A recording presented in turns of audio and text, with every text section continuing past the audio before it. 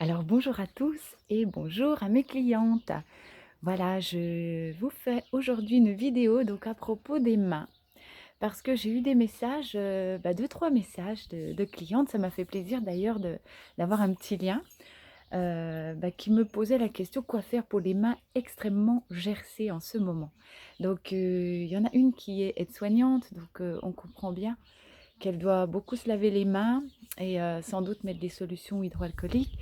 Une autre qui travaille, en magasin, alimentaire, donc qui fait très attention aussi et qui doit beaucoup se laver les mains.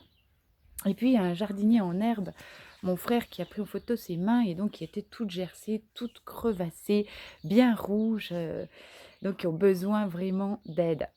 Parce que, c'est pas esthétique, mais ça peut être douloureux aussi.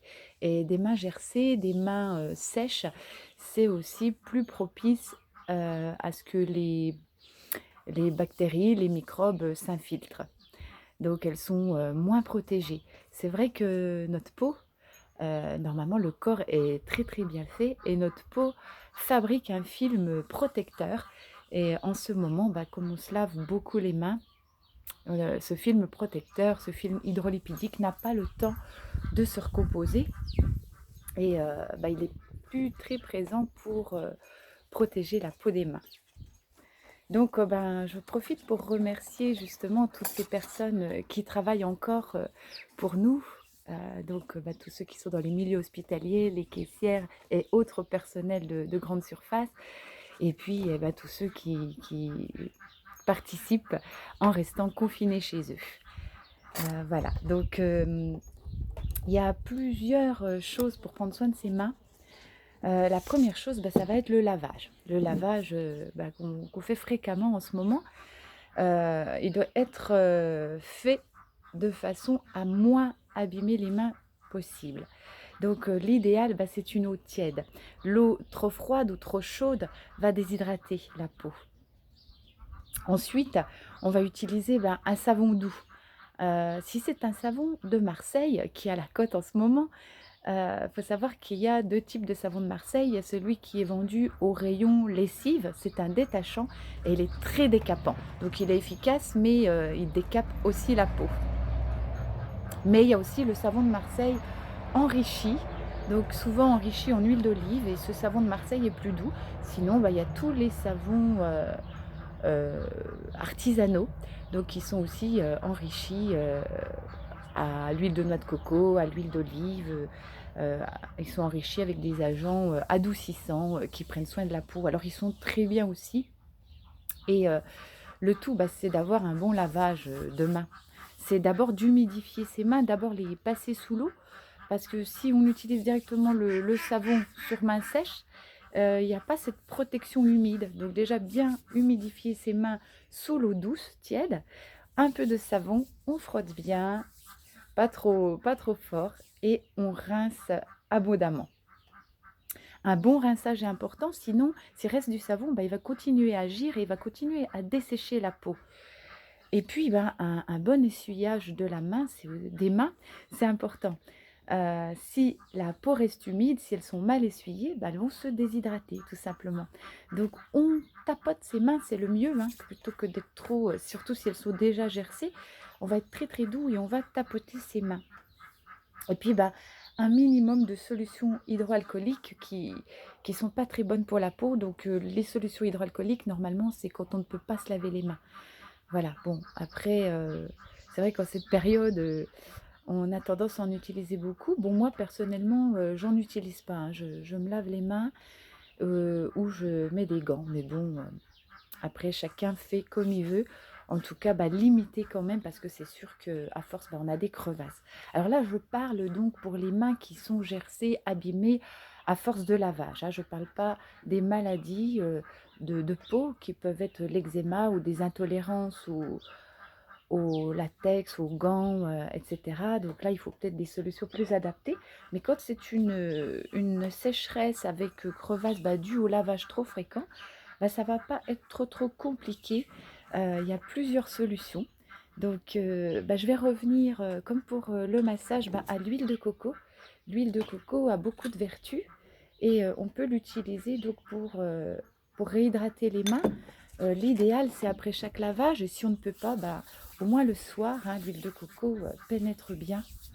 On peut s'en mettre aussi sur les lèvres, on peut s'en mettre sur le visage, sur les cheveux. C'est une très bonne huile de beauté. Alors on peut aussi utiliser, là c'est plus français, hein, une huile d'olive. L'huile d'olive a beaucoup de vertus. L'huile d'olive, c'est pareil, on peut l'utiliser pour sa peau, pour ses cheveux. On peut l'utiliser pour plein de choses. Et donc l'huile d'olive, elle va être nourrissante, elle va être hydratante grâce à l'acide oléique qui est contenu dedans. Et grâce aux oméga 9, elle ralentit le vieillissement. Donc c'est super parce que c'est vrai qu'à force d'avoir les mains abîmées, elles vont vieillir plus vite aussi. Voilà, donc ceci. Et puis quelque chose qui peut être surprenant et qui n'est pas utilisé pour les véganes, mais le beurre aussi. Le beurre au lait de vache, bah, c'est un bon hydratant. De toute façon, tout corps gras va aider à réparer, à cicatriser. Donc le beurre, moi j'adore l'odeur du beurre. Alors c'est vrai que parfois quand je cuisine et que j'ai un peu de beurre sur les mains, au lieu de me laver les mains, ben, parfois j'en profite, je fais pénétrer pour adoucir les mains. Voilà. Alors vous pouvez aussi utiliser une crème pour mains. Hein, voilà, votre crème préférée pour les mains. Moi, je vous donne là des recettes toutes simples, des recettes de cuisine. Ce qu'on peut avoir sous la main, bah, si on ne va pas trop en course en ce moment ou si on est en panne, si on est en panne de crème pour les mains. Les crèmes pour les mains, bah, vaut mieux, à mon goût, qu'elles soient bio, hein, pour pas mettre non plus trop de cochonneries. Et puis, c'est vrai que j'en ai testé parfois que j'ai trouvé pas trop agréable. Euh, donc voilà. Alors, si les mains sont vraiment abîmées, ce qui est le cas des personnes qui m'ont contacté, bah, je leur propose une petite recette que j'ai faite, que je viens d'essayer. Donc là, c'est une recette où on va utiliser bah, de l'huile d'olive mélangée à du miel. Donc le miel, eh ben, on le sait, hein, il y a plein de vertus aussi. Si vous avez des crevasses, vous pouvez directement mettre le miel sur les crevasses. Le miel est cicatrisant, régénérant et puis c'est aussi un anti-inflammatoire. Donc là, on en met un petit peu dans l'huile d'olive et puis bah, vous voyez que la texture est spéciale parce que j'y ai rajouté eh bien, de l'argile blanche. Alors l'argile, c'est pareil, c'est plein de vertus. J'ai un petit bouquin qui est super, l'argile facile. Et je voulais vous lire un petit passage rapidement, car c'est un hommage à toi, la terre, mère de tout ce qui vit. Car la glaise est nourriture, et plus que tu ne penses. La glaise, c'est la terre qui pense, qui réfléchit, qui a une âme. La glaise, c'est comme s'il existait un instrument capable de capter la lumière et de fabriquer le soleil. Voilà, bah, j'ai trouvé ça vraiment beau et ce livre va nous donner plein de conseils d'utilisation pour l'argile, argile blanche, argile verte. Donc plein de propriétés pour les argiles et on ne se doute pas qu'en usage externe, elle est excellente. Elle va aussi être cicatrisante, anti-inflammatoire, antibactérielle, pansement protecteur. Donc évidemment, bah, il y a un petit peu d'argile dans cette préparation. Alors cette préparation, je l'ai testée en effet. Je la conseille pour les problèmes de mains très gercées. Et je vous conseille, bah, comme pour les pieds, un massage des mains. Alors avec le miel, on va avoir un petit côté collant, hein, mais il est super efficace. Donc on va bien prendre chaque doigt aussi et bien aller dans les interstices. Si vous avez des blessures, insistez dessus. Il accroche un peu avec le miel, hein, mais c'est pas grave. Et ce que vous pouvez faire, alors c'est aussi masser chaque ongle, parce que les petites peaux autour de l'ongle sont bien sèches aussi, j'imagine. Et puis, ben, si vous faites ça le soir, c'est vraiment l'idéal. Vous mettez des gants. L'idéal, c'est des gants en coton. Et vous dormez toute la nuit avec cette préparation.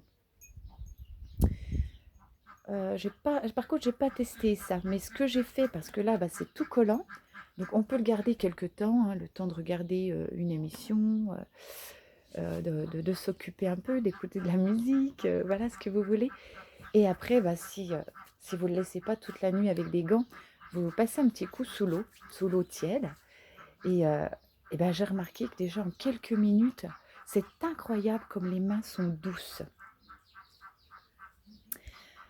Voilà, et beh, écoutez, il y a plus qu'à. J'espère que j'aurai répondu aux questions de mes petites clientes adorées et puis, bah, j'ai hâte, de vous retrouver, même si je pense que ça va être encore long. N'hésitez pas à m'écrire des commentaires, des petits messages, ça permet, de garder un lien. Je vous fais de gros bisous et soignez-vous bien.